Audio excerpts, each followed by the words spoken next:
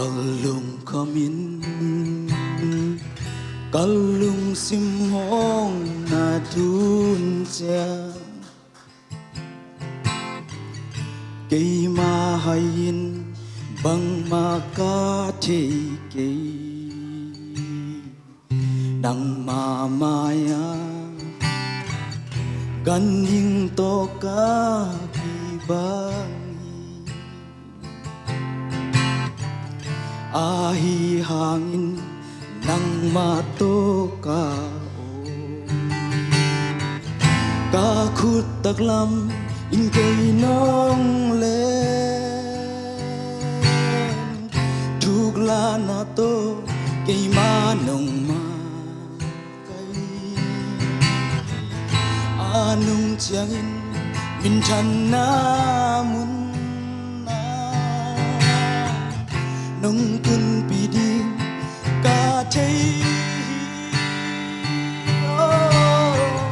nắng sim lâu van tung qua nơi đinh ca hiam nắng sim lâu ca đầy đinh lệ tung qua mà ôm lâu hi ca lung sim Bizong kakadinga ahi hang pasyan pen kalung simhan kay maa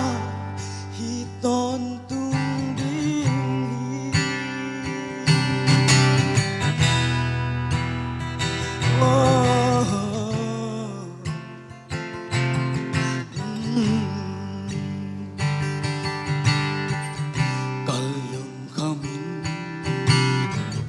kalung simhong na tunjang kay mahayin bang makatiki nang mamaya kanhing toka ibang ahihang ng mato kay kaom kakut taglam to kay nong len tugla na to kay manong makay nunjangin mintan na muna nong kun piding ka thấy nang sim lâu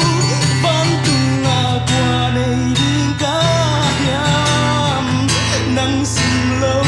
ca nơi đi lệ tung qua mà ôm lâu hi ca lung sim lệ ca bùm đi sông khao đi ahi han pasian tên kay matahan na kay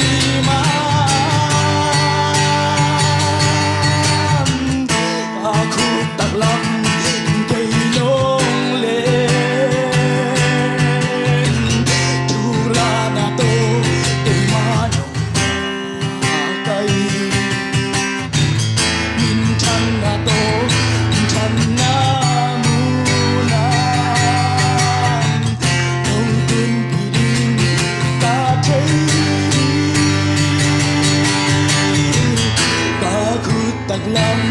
ikan kailan tugla na to kay manong makay anong tiyangin minsan na muna nong kun piling ka thấy nang sim lâu van tung qua này đinh ca hiam nang sim lâu ca đầy đinh lấy tung qua mà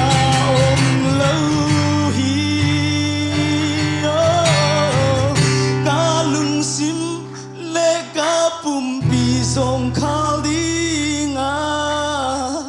ahihang pasyan pen kay matahan na kabunga hiton tung di